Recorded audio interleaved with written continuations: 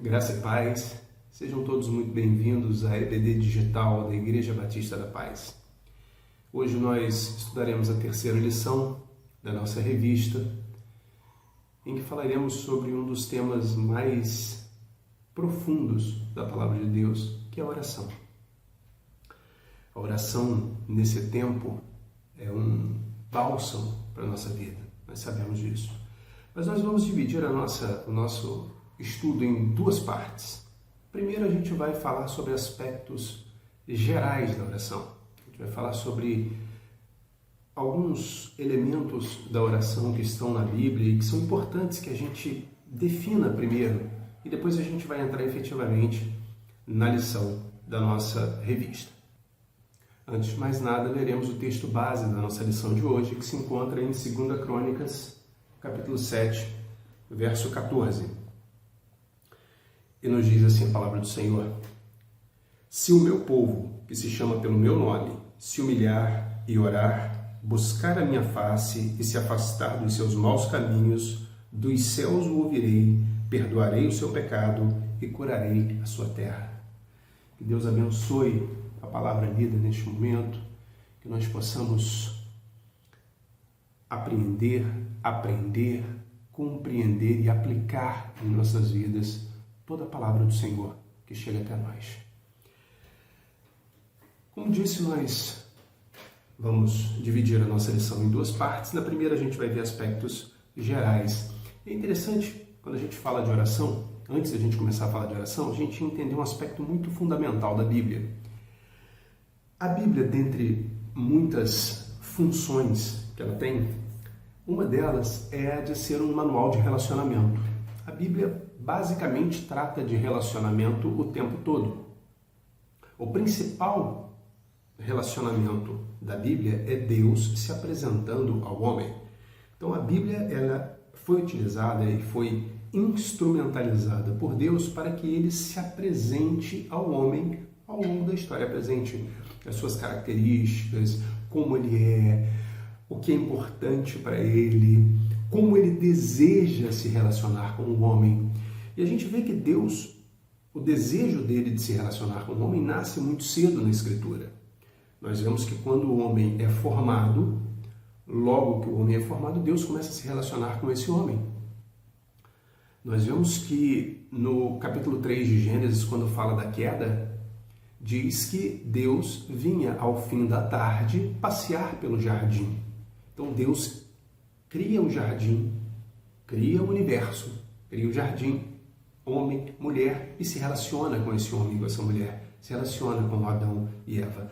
E nós vemos que o relato de Gênesis 3 fala especificamente sobre isso.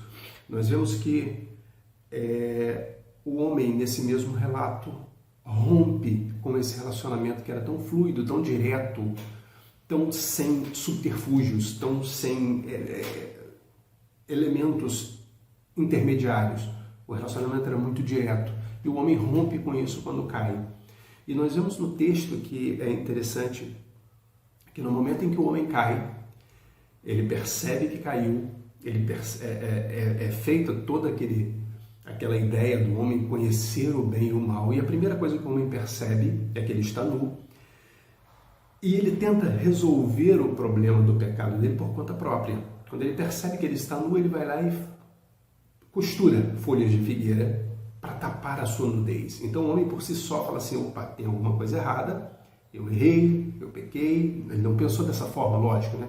Mas ele percebe a nudez e a partir daí ele tenta resolver o problema. E nós vemos que não é assim que funciona. Quando o homem rompe o relacionamento com Deus através da queda, só quem pode reestabelecer o relacionamento é Deus. E é Deus quem cria os meios para isso. E por mais que a gente pense que o sistema sacrificial só nasce lá na lei, a gente percebe nesse mesmo capítulo 3 de Gênesis que quando o homem costura as folhas de figueira, isso não é suficiente para resolver o problema. No final do capítulo 3, lá no verso 29, diz que Deus fez roupas de pele para o homem e para a mulher. Por que roupas de pele? Deus já está mostrando ali que é necessário para resolver o problema do pecado do homem e para que o homem tenha novamente para que o homem restabeleça o relacionamento com ele, é necessário haver morte, é necessário haver sangue. A pele veio de animais e Deus resolveu ali mostrar para o homem que através da morte é que é possível o homem resolver o problema do pecado. O homem morreu, mas Deus permite que haja uma substituição de sangue para que o homem volte a se relacionar com ele. Nós vemos que, mesmo assim, com a ruptura trazida pelo pecado, o homem, Deus continua se relacionando com o homem, Deus continua falando com o homem. Nós vemos que, logo depois, Deus fala com Caim. Quando Caim mata Abel, capítulo 4 de Gênesis também, lá no verso 6, Deus fala com Caim. Deus pergunta para Caim, onde está o seu irmão? Cadê o seu irmão? E aí Caim fica chateado, eu por acaso sou guardador do meu irmão? E Deus responde, não, mas eu estou ouvindo, a voz de sangue do seu irmão clama. Então, Deus continua falando, a gente vê que logo depois no capítulo 6, Deus fala com Noé. Então, esse período patriarcal, Deus continua se relacionando com o homem diretamente, falando diretamente com o homem, tendo diálogos com o homem, mesmo após a ruptura. Quando nós chegamos, passa todo o período patriarcal, Deus então estabelece meios e ele define através da lei um meio para que haja um relacionamento mais consistente. Deus estabelece uma forma para que o homem se relacione com ele de uma forma mais séria, de uma forma estabelecida, de uma forma criteriosa. Então Deus cria um meio através de um sistema sacrificial, através de um sistema de sacerdotes. Deus cria um meio para que o homem possa restabelecer o relacionamento e de uma forma mais incisiva, mais profunda e mais séria, Deus mostra a necessidade do sangue para esse relacionamento. Ou para a remissão dos pecados, vamos colocar dessa forma, porque como nós vemos em Isaías, os vossos pecados trazem separação entre vós e o vosso Deus. Então, se o pecado traz essa separação, o relacionamento tem que ser restabelecido através da remissão desses pecados, e o sistema sacrificial da lei mostra isso através do sacrifício de animais, que sabemos que é uma forma de tipificar o que aconteceria com Cristo, de representar o que seria o sacrifício de Jesus.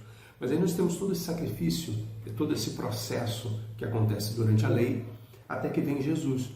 Quando Jesus vem, acontece o ato sublime de Deus, que é o sacrifício perfeito, que realmente traz toda a plenitude de restauração entre Deus e o homem. Dentro da condição humana, lógico, uma plenitude pré-pecado não é possível neste tempo. Mas o que é possível fazer neste momento, através do sacrifício de Jesus, é feito. E ele é o sacrifício máximo. Não há necessidade de algo além do sacrifício dele. E é o que nós temos hoje, de mais próximo de um relacionamento pré-pecado entre Deus e o homem, se dá por meio do sacrifício de Jesus. Essas características ou esses processos que Deus cria para que se relacionar com o homem, nós entendemos que isso é graça. Mas peraí, graça então não é só o sacrifício de Jesus que traz salvação para o homem? Nós podemos entender graça num conceito muito mais amplo que isso. Nós podemos entender a graça nessa estrutura que Deus cria para se relacionar, porque a base está presente. Nós vemos que em todos os meios que Deus cria para que o homem se relacione com ele, parte de Deus.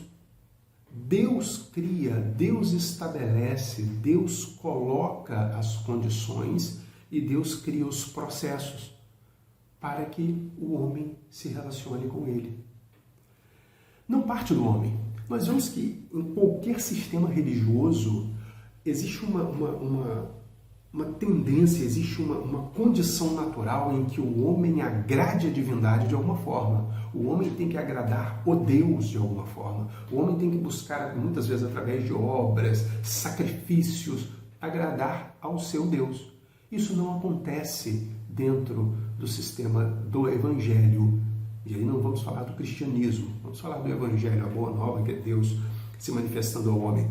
Mas dentro do que existe de evangelho, do sistema religioso, do Deus vivo com os seus súditos, servos e filhos, nós entendemos que parte de Deus, o homem, ele não precisa estar agradando Deus para que Deus o ouça. Não, parte de Deus, isso é graça.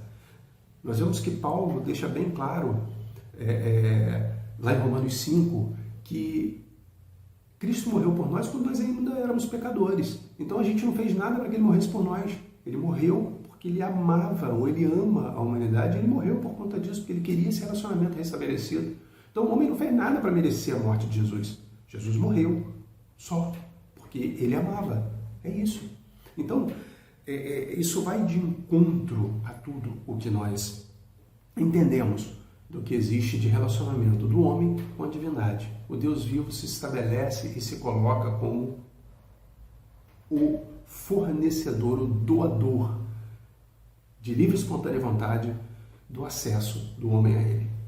Nós vemos que Deus, é claro, estabelece regras, e isso faz parte, lógico, né? Nós vemos que o homem, quando cai, a queda, não vamos entrar nem no mérito de depravação total, não vamos entrar nisso, mas o homem ele se torna mal. Né? O homem ele sai do estado de perfeição para o estado de imperfeição.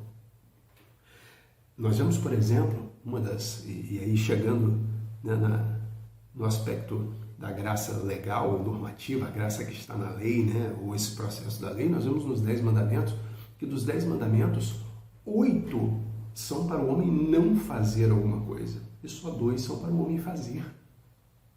Nós vemos que os 10 mandamentos, eles são, e nós falamos, né, que a Bíblia é um manual de relacionamento, eles falam exclusivamente sobre relacionamento. Se nós olharmos todos os 10 mandamentos, eles falam sobre relacionamento. Não terás outros deuses diante de mim. Não farás para ti imagem de escultura. Não tomarás o nome do Senhor teu Deus em vão. Guarda o dia do sábado para o santificar. Honra teu pai e tua mãe. Não furtarás. Não matarás. Não adulterarás. Não dirás falso testemunho. Não cobiçarás. Nós temos 10 mandamentos, todos eles de relacionamento. Os 3, podemos colocar os 4 primeiros, no relacionamento entre Deus e o homem. Relacionamentos envolvendo o homem com seu núcleo familiar, que é honra teu pai e tua mãe, não adulterarás. E relacionamento entre o homem e o seu próximo, num contexto geral, não matarás, não furtarás, não dirás falso testemunho, não cobiçar. Então, e desses 10, 8 são não fazer. 8 estão ligados ao homem controlar o seu ímpeto, controlar o seu impulso de ser mal. Olha que coisa, né? Então, Deus ele vai criando as regras do relacionamento entre ele e o homem, mas também cria regras entre o relacionamento do homem com o homem, e nessas regras o homem tem que controlar o impulso o tempo todo. E é interessante que quando a gente chega no Novo Testamento, Jesus faz a subversão dessa lógica, né? Quando ele diz, faça ao homem aquilo que você quer que faça ou que seja feito com você. Então Jesus subverte a lógica, você não tem que não fazer, você tem que fazer. É a ação. Nós vemos que isso parte, estabelece uma ideia muito nova dentro de um conceito humano. Nós vemos que outras filosofias já falavam não fazer, além da própria lei. Mas Jesus diz, não é o não fazer, é o fazer, é ser ativo. Você tem que ser ativo no seu relacionamento. E aí a gente pensa assim, poxa, mas por que então que a gente está falando tanto de relacionamento se o tema é oração, né? Nós vemos que Deus falou com o homem através da humanidade, né, de muitas formas. Ao longo da história humana, de muitas formas Deus falou com o homem. O autor de Hebreus, no capítulo 1, ele fala que, havendo Deus falado aos nossos pais de muitas formas, pelos profetas, hoje, nos últimos dias, falou por nós, falou conosco através do Filho. Então, ele faz essa visão. Deus falou de muitas formas ao longo da humanidade e hoje fala através do Filho. E Deus realmente se comunica com o homem de diversas maneiras. Então, Deus se comunica com o homem através da palavra dele, que é a principal forma dele se comunicar com o homem. Ele construiu essa apresentação ao longo de séculos, ao longo de mais de um milênio. é o que se acredita na construção da Bíblia, por mais que se debata isso hoje, mas séculos com certeza foram. Deus foi construindo essa ideia dele se apresentar ao homem. Deus, ele vai mostrando como deve ser, e ele falou através de profetas, falou através de sacerdotes, falou através de visões, falou através de sonhos, falou através de diversos meios. Deus fala hoje através de todos esses meios. O principal, a palavra, sem dúvida nenhuma, Deus nos fala através da palavra o tempo todo. Agora, Deus também nos fala de outras maneiras. Deus nos fala muitas vezes quando estamos angustiados, temos um conselho sábio de alguém. Será que não é Deus falando através dessa pessoa? Nós muitas vezes estamos preocupados com alguma coisa e ouvimos uma mensagem, um pastor trazendo, ou através sendo iluminado pelo Espírito Santo e revelando a palavra, nós temos uma direção para aquilo que nos angustia.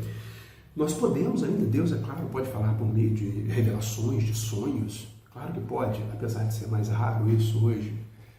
Deus hoje ele atua muito mais falando no meio de uma forma natural do que da sobrenatural, mas não podemos descartar os meios sobrenaturais. E aí nós temos, mesmo que por meios sobrenaturais Deus fale, mas todos eles têm que estar de acordo com a Bíblia Sagrada. Se Deus, por exemplo, nos fala através de um sonho, nós temos que compreender que esse sonho tem que estar de acordo com o que a palavra diz.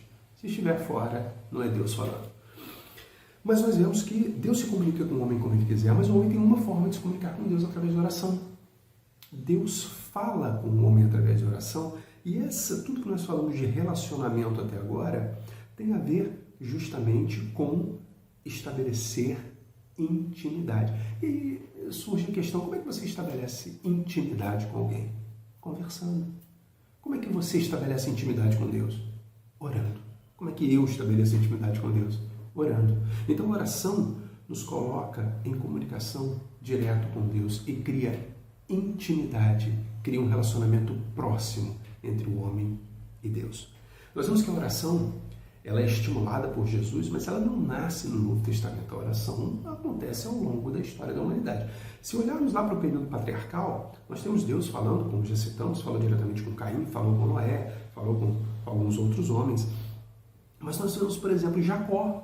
Jacó, no capítulo 32 de Gênesis, ele ora. Ele faz uma oração, porque ele está com medo de Esaú. E ele faz uma oração a Deus para que Deus o proteja, para que Deus o livre daquela condição que ele está passando ali. Nós vemos, mesmo no período da lei, nós vemos orações de Davi orou, Salomão orou. A resposta à oração de Salomão nós lemos no segundo livro de Crônicas, capítulo 7, falaremos mais um pouco sobre ele daqui a pouco. Nós vemos Ezequias orando, nós vemos oração presente ao longo do período da lei. E nós vemos no Novo Testamento a oração de Jesus sendo um exemplo de oração para nós. A oração, ela nos dá intimidade. Nós vemos, por exemplo, a oração que Jesus deixa para nós, que está lá em Mateus capítulo 6. Jesus começa a oração de uma forma muito singela. Jesus começa a oração dizendo Pai Nosso, ou Pai, a palavra Pai. Então, essa oração já gera uma intimidade.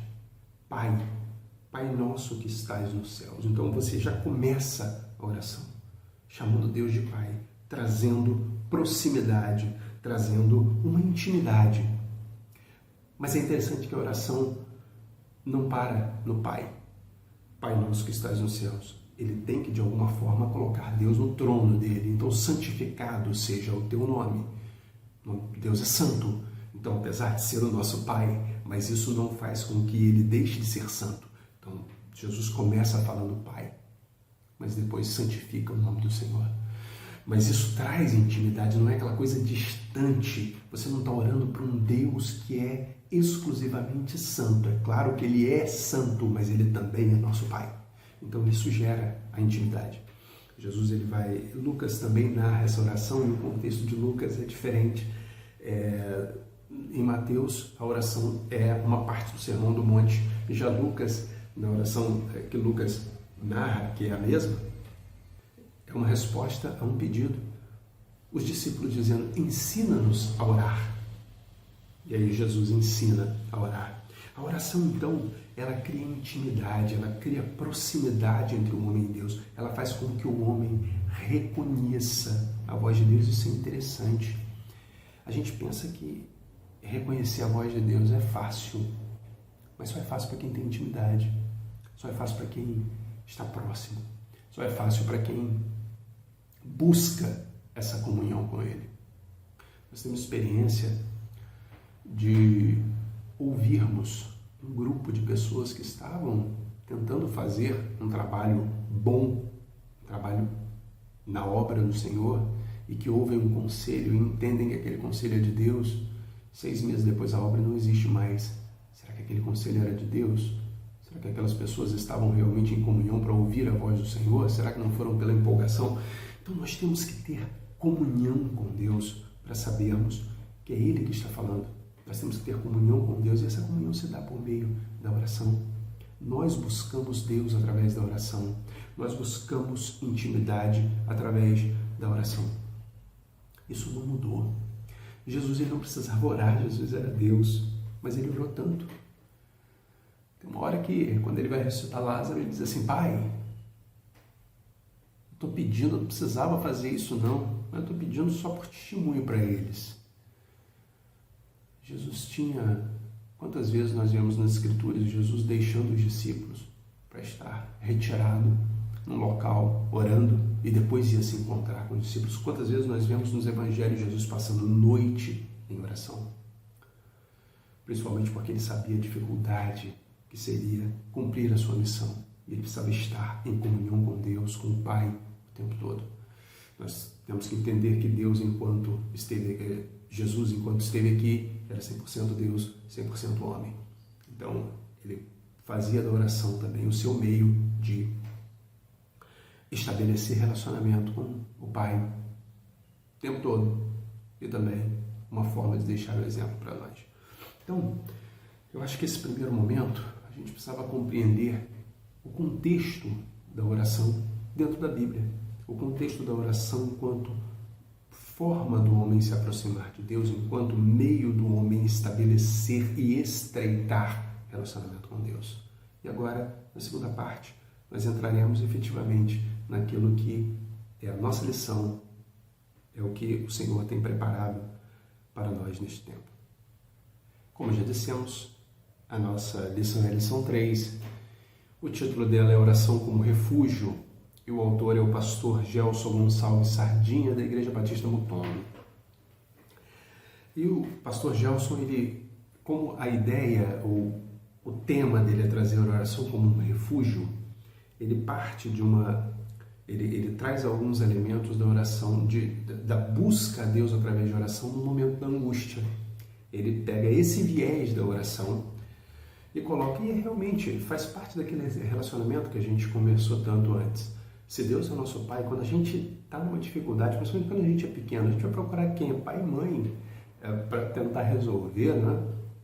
E a ideia dele é justamente a oração como um refúgio diante da situação que vivemos, buscar a Deus como um refúgio a esse quadro. E ele traz o texto que ele trouxe, um texto que é muito interessante dentro desse contexto, porque ele traz justamente o texto de dedicação do templo.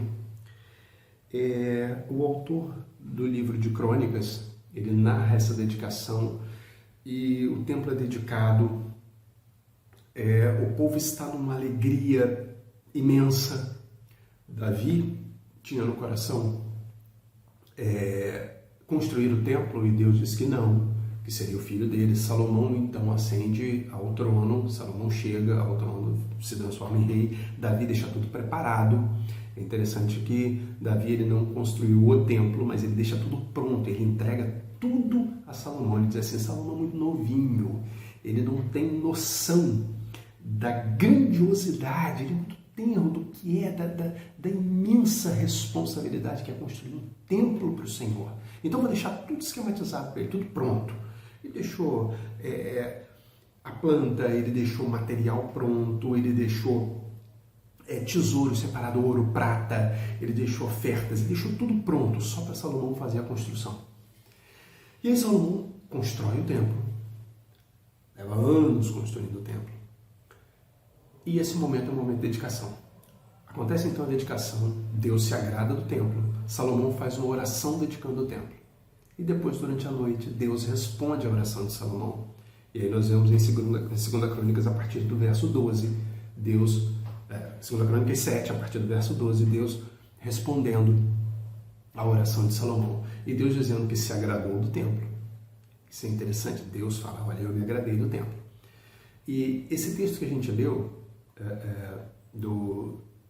no verso 14, começando no 12, vale a pena a gente ler dentro desse contexto, e diz o seguinte: ouvi a tua oração, Deus respondendo a Salomão, e escolhi este lugar para mim como templo de sacrifício. Então, Deus fala para Salomão, eu ouvi o que você me disse e eu escolho esse lugar. Então não é só a dedicação do templo. Além da dedicação que o povo fez, Deus escolheu aquele lugar também. Se eu fechar o céu para que não chova, ou se ordenar aos gafanhotos que devorem a terra, ou se enviar a praga entre o meu povo, ou seja, Deus está dizendo que se houver calamidades, se houver problemas, se houver dificuldade, e ele continua dizendo, se o meu povo, que se chama pelo meu nome, se humilhar, orar e buscar a minha presença e se desviar dos seus maus caminhos, então ouvirei dos céus, perdoarei os seus pecados e sararei a sua terra. Então Deus, nesse texto de Crônicas, não está dizendo que a existência do templo isenta Israel de dificuldade. Não.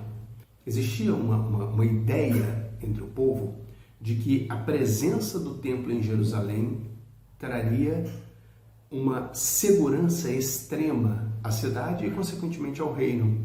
Então, nada aconteceria a Jerusalém, nem ao povo, porque o templo estava ali. Então, Deus não permitiria que acontecesse alguma coisa à cidade onde está o templo e ao povo que construiu esse templo.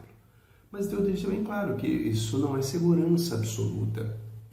Ele recebeu o templo, ele escolheu o templo, mas as calamidades viriam. Inclusive, nesse mesmo texto, Deus continua dizendo, mais à frente ele faz uma advertência a Salomão, ele coloca para Salomão o seguinte, olha, se você se mantiver fiel, você dedicou o templo, mas você tem que permanecer fiel. E se você se mantiver fiel, eu estabelecerei a sua casa, assim como fiz com Davi, seu pai. Se você continuar como Davi, você terá o seu reino estabelecido. E o povo, se continuar me seguindo, cumprindo os meus mandamentos, eu estarei com ele. Então, na sequência, Deus fala que o templo não é segurança por si só. E é interessante a gente ver esse contexto de calamidade, da possibilidade de calamidade no tempo que nós vivemos hoje. Um tempo onde existe um vírus, a humanidade se ajoelha diante de um micro-organismo, onde existe uma politização de um quadro de saúde. Infelizmente, nós vemos situações políticas, porque o político A defende uma coisa, o político B defende outra, e o povo fica no meio dessa situação, sem saber efetivamente para onde seguir, muitas vezes. E nós só podemos buscar o refúgio em Deus. Para Ele não há política, para Ele não há dificuldade, para Ele não há nenhuma situação que nos impeça de buscar nele. E a oração se torna um meio eficaz. O próprio texto de Crônicas diz isso. Se o meu povo, que se chama pelo meu nome, se humilhar e orar e buscar a minha face. Como que a gente faz isso? Buscando através da oração. Aí vai dizer, mas então o vírus surgiu porque o povo de Deus... Não é essa a questão. A questão que nós temos que entender é que diante da adversidade, nós temos que buscar a Deus. Nós temos que buscar o refúgio em Deus. E o meio que temos de fazer isso é através da oração. E o pastor Gelson, ele coloca algumas características ou algumas alguns elementos que compõem nessa situação em particular a oração que merecem ser destacados. E o primeiro deles é nós entendermos que a oração é refúgio por meio da fé. Falar sobre fé é falar sobre o transcendente, é falar sobre aquilo que os olhos não estão vendo. Então, falar sobre fé é acreditar na existência, na presença de Deus, independente da gente vê-lo. Ele traz um texto que está lá em Hebreus, capítulo 11, que diz que sem fé é impossível agradar a Deus. Interessante que o autor de Hebreus, ele começa esse capítulo 11, e aí nós leremos o verso 1, onde ele diz: ora, a fé é a certeza daquilo que esperamos e a prova das coisas que não vemos.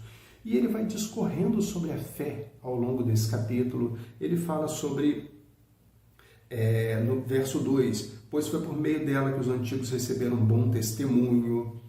Pela fé nós entendemos que o universo foi criado pela palavra de Deus. E ele vai discorrendo sobre a fé até chegar no verso 6, onde ele diz que sem fé é impossível agradar a Deus. Mas por que sem fé é impossível agradar a Deus? Porque nós precisamos nos aproximar dele crendo que ele existe. Não adianta a gente se aproximar de Deus falando assim: olha, Deus, se você realmente existir, eu queria que a fé fizesse. Não tem como isso. Você tem que se aproximar de Deus crendo na existência. E eu tenho que me aproximar de Deus crendo. Nós temos que nos aproximar de Deus crendo na existência dele. E crendo que ele é recompensador, galardoador daqueles que o buscam. Então, o autor de Hebreus, ele começa trazendo uma definição de fé e vai discorrendo até chegar nesse ponto. Olha, como se ele dissesse assim: eu estou falando tudo isso, estou falando que a fé é crer no transcendental, é crer que o universo foi criado pela palavra, mesmo que a gente não tenha visto isso acontecer, porque eu preciso dizer para você que a gente não está vendo a existência de Deus, mas tem que chegar por meio da fé. E sem essa fé, a gente não chega perto dele. Porque sem essa fé, a gente não agrada a Deus. É interessante que essa fé, ela não crê apenas que Deus existe, mas também que Ele é misericordioso. Que Ele está próximo de nós quando nós buscamos. Que Ele está acessível a nós nos momentos de angústia. Que Ele está disponível para nós quando nós estamos necessitados. Nós falamos da oração dominical, chamada oração do Pai Nosso, onde Jesus começa falando: Pai, santifica o nome de Deus, e ele continua dizendo: venha a nós o vosso reino, seja feita a tua vontade, assim na terra como nos céus. Então nós vemos que para Jesus não existe nada mais importante do que Deus conduzir a linha. Quando ele termina de falar sobre a vontade de Deus para o homem, ele começa colocando as situações do nosso cotidiano. E ele diz: o pão nosso de cada dia nos dá hoje. É uma preocupação tão grande que nós temos, com a alimentação. É interessante que no Sermão do Monte, Jesus ele não fala só nesse momento sobre alimentação, mas quando ele fala sobre ansiedade, ele também fala sobre alimentação, sobre a preocupação com o que haveis de comer. Olhai as aves do céu, não semeiam, não colhem, nem ajuntam em celeiros, contudo vosso Pai que está no céu. Não sois vós mais importantes do que as aves, homens de pouca fé? Então, Jesus ele traz esse elemento muito humano, e logo depois ele fala sobre perdoar as dívidas, mas a gente vai falar um pouco mais à frente. A questão é que nós estamos falando aqui sobre o que há de misericórdia de Deus olhar para o homem quando o homem se aproxima dele, desde os elementos mais simples, desde aquilo que Deus sabe que nós precisamos, e Jesus deixa isso bem claro quando ele vai falar isso na oração dominical. Ele diz assim: olha, quando vocês orarem, não orem como os gentios, que acham que pelo muito falar serão ouvidos. né? Façam em secreto, orem em secreto, porque o vosso Pai que vem em secreto, Ele vai ouvir a sua oração. Então, essa intimidade com Deus, ela se dá por meio da fé na existência dEle, de que Ele é misericordioso e que Ele vai ouvir essa oração e vai ter zelo por nós.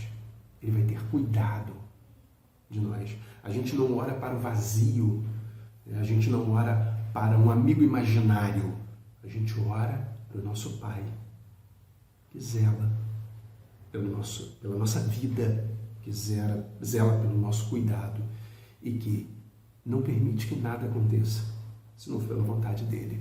Então, a oração, ela parte por meio da fé, porque, primeiro, que o justo viverá pela fé, não está exclusivamente em obras, né? O justo ele não vai viver por obras, mas ele vive por fé. As obras acabam sendo uma consequência dessa fé. Mas é interessante que quando a gente coloca Deus e quando a gente se aproxima de Deus com fé, nós entendemos que Ele é misericordioso para nos ouvir e é misericordioso para ter cuidado de nós. Mas uma outra característica que o pastor Gelson coloca sobre a oração como um refúgio é que a oração é refúgio por meio da adoração. E ele traz um texto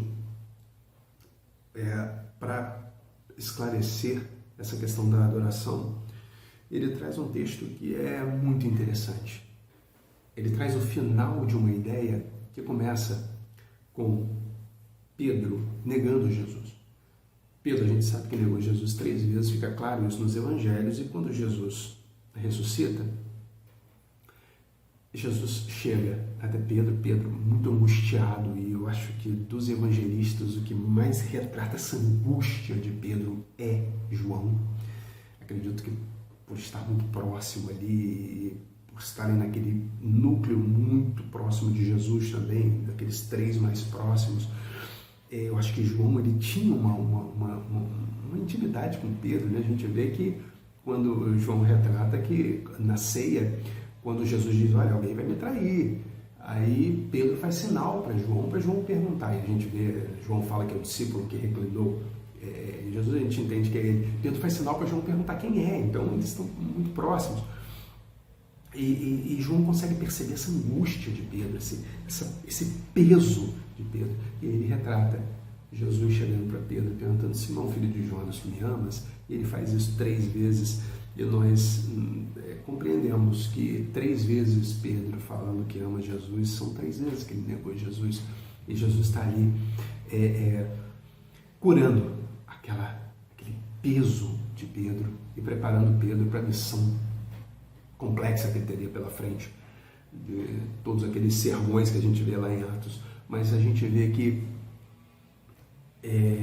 Pedro vem ali e coloca, talvez Pedro não tivesse outra forma, e aí o pastor Gelson já encara que isso também é uma forma de trazer, que Pedro estava muito triste com a morte de Jesus. Pedro ele não tinha percebido que era necessário que Jesus morresse, e que era necessário que o Cristo padecesse. E ali Jesus está curando Pedro disso também. É como se você tivesse alguém assim, que você admirasse muito, muito, muito, você acreditasse que essa pessoa faria coisas tremendas, e essa pessoa se entrega para a morte. É isso que Pedro está pensando, né? Gente, eu acreditava que ele era o Messias, o libertador, aquele que iria fazer uma revolução, e ele se entrega como um cordeiro mudo para ser morto. Mas é o momento de reverter isso. Então, Jesus cura Pedro também dessa tristeza que ele tinha. A gente vê aqui que o pastor Gelson segue por essa linha. E é interessante que ele termina dizendo assim, olha, Pedro, você me ama? Pergunta 3 vezes. E ele fala, apacenta as minhas ovelhas, Pedro. Tenha cuidado com as minhas ovelhas. E Pedro, então, ele passa a se colocar como um dos grandes líderes da igreja.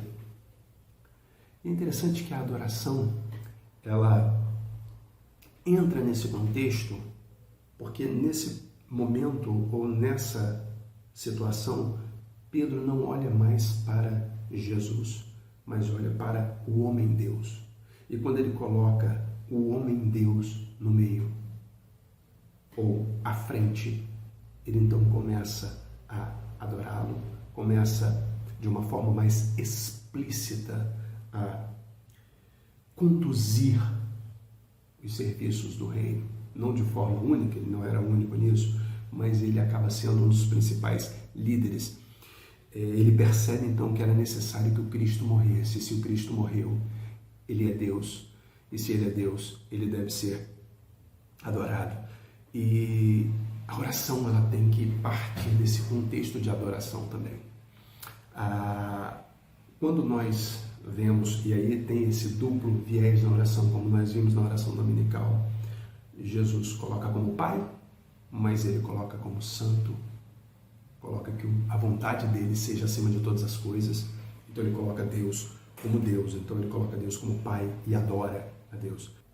Nós precisamos usar a nossa oração também como forma de adoração. Nós temos que nos aproximar de Deus sempre, termos vínculo, mas nunca esquecendo a posição de Deus como autor da vida, como consumador da nossa salvação, como Deus Todo-Poderoso, Onipotente, dono e Senhor de todas as coisas, inclusive de nós. Nós não podemos esquecer isso, porque nós somos filhos, a gente vai chegar e vai... Não é assim. Nós temos que colocar Deus na posição em que Ele merece. Nós temos que adorá-lo e temos que usar a oração também como meio de adoração a Deus. E o autor, o pastor Gelson, ele finaliza essa sessão falando de Isaías 6:3, quando Isaías ele vê o trono de Deus e ele fala: no ano em que morreu o rei Uzias, ele viu o Senhor assentado no alto sublime trono, e a orla de suas vestes enchia todo o templo. E ele diz que existiam serafins, dizendo: Santo, Santo, Santo é o Senhor dos exércitos. Oração constante, dia e noite, diante do Senhor. A nossa oração tem que buscar a adoração a Deus durante todo o tempo. Mas o pastor Gelson ainda coloca a oração como um refúgio por meio da confissão. E aí nós vemos novamente o texto, e vamos conjugar alguns textos. Nós vemos o texto de 2 Crônicas, que fala sobre a confissão. Se o meu povo, que se chama pelo meu nome, se humilhar e orar e buscar a minha face e se arrepender dos seus maus caminhos. Isso é confissão. Nós vemos que 1 João 1,9 diz: se confessarmos os nossos pecados, Ele é fiel e justo para perdoar os nossos pecados e nos purificar de toda a injustiça. Nós vemos que na oração dominical, depois que Jesus coloca Deus como Pai, Deus como soberano, como santo, como autor e como condutor da história, Ele vem para os elementos, Ele coloca o pão nosso, nos dá a cada dia, e Ele entra falando sobre confissão, de uma forma, é claro, a oração dominical ela é uma diretriz, ela não é algo a ser repetido, ela apenas nos mostra como devemos orar, mas Ele diz: e perdoa as nossas dívidas. Isso é confissão. E é interessante que perdoa as nossas dívidas, assim como nós perdoamos os nossos devedores, né? Então, é como se eu estivesse dizendo assim: Senhor, do mesmo jeito, eu quero que o Senhor me perdoe exatamente do mesmo jeito que eu perdoo meu irmão. Então, cuidado quando a gente ora assim. Se a gente não está perdoando o irmão, a gente acaba ficando enrolado aí. Mas a gente tem que entender dessa forma. Perdoa as nossas dívidas, assim como, da mesma forma que nós perdoamos os nossos devedores. Então, a oração, ela é um meio de confissão. E aí tem gente que vai pensar assim: pô, mas então voltamos àquela situação, o mundo está passando por isso porque a igreja está em pecado. Não é essa a questão, nós estamos falando agora da comunhão nossa, nós e Deus. Então, nós estamos buscando comunhão, nós estamos buscando a oração como refúgio. Nós precisamos também usar esse momento para confessarmos os nossos pecados, para nos colocarmos diante de Deus como pecadores e explicitar os pecados e pedir a Ele que tenha misericórdia. Nós já vimos que Ele é misericordioso. Ele está próximo de nós pela misericórdia dEle. Provérbios diz que quem esconde os seus pecados não prospera, mas quem os confessa e os abandona encontra misericórdia. Então, nós temos que buscar ao Senhor como um refúgio também para os nossos pecados. Não para os nossos pecados, mas para a nossa confissão, nosso arrependimento e a liberação de perdão dos nossos pecados. Por fim, a oração é refúgio por meio do louvor. Talvez a gente confunda a adoração com louvor. Adoração é colocar Deus, é entender que Deus, Ele é o soberano de todas as coisas e dizer isso a Ele. Eu não preciso de um cântico para isso, eu não preciso de nada disso. Eu preciso adorar Deus, entronizar Deus. A adoração ela está naquele contexto de entronizar. O louvor está muito próximo disso. Mas a gente compreende que, e o autor Gelson, ele vai por ele divide o louvor em duas partes. Ele coloca o louvor como sendo um momento, muitas vezes, público, né? Um ato público, quando a igreja se reúne e louva o Senhor, mas nós precisamos também louvar a Deus pelos seus grandes feitos. A nossa oração tem que sempre honrar Deus, colocá-lo, louvá-lo. Nós temos que apresentar palavras de louvor a Ele. O salmista diz lá no Salmo 150, verso 2, seus poderosos feitos, consoante a sua muita grandeza, os seus feitos poderosos, eles são de acordo com a tua plenitude, a tua grandeza, a tua grandiosidade. Nós precisamos louvar a Deus por meio da nossa oração. A oração é um refúgio também por meio do louvor. Nós não podemos nos aproximar de Deus, estarmos próximos sem que haja o louvor à sua glória, sem que a gente esteja agradecendo. O louvor é muito a questão do agradecimento a Deus e a gente não pode se aproximar de Deus sem isso. É interessante que isso é normal, isso faz parte de quando nós temos estima por alguém, é nós falarmos bem, nós temos um relacionamento alegre, estarmos sempre vendo o que essa pessoa faz de bom. A gente tem muito isso. E nós devemos sempre louvar a Deus pelos seus atos grandiosos, nós devemos sempre louvar a Deus nas nossas orações por tudo aquilo que Ele tem feito, por todo o seu amor, a começar pelo sacrifício de Jesus e por todas as pequenas causas, pequenos momentos. Meus irmãos, todos os dias, eu sei que a gente está em quarentena, nem todos estão saindo de casa, mas vamos pegar num momento normal, todos os dias, quando a gente saía de casa para trabalhar e voltava para casa à noite, quantos perigos nós fomos livrados pelo Senhor, que a gente nem se dá conta. Quantas vezes o Senhor nos livrou, a gente nem sabe.